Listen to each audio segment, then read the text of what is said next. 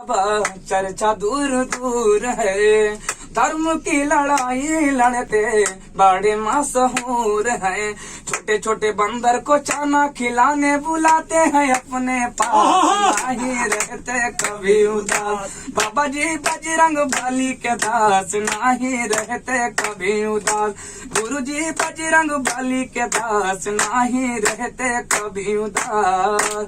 दशरथ गद्दी के महंत हमारे बाबा ब्रिज मोहन दास, नहीं रहते कभी उदास, नहीं रहते कभी उदास। बाबा जी बजरंग बली के दास, नहीं रहते कभी उदास। क्या बात, बहुत बढ़िया। अभी जन्मदिन पे भी गाया है, बहुत बढ़िया।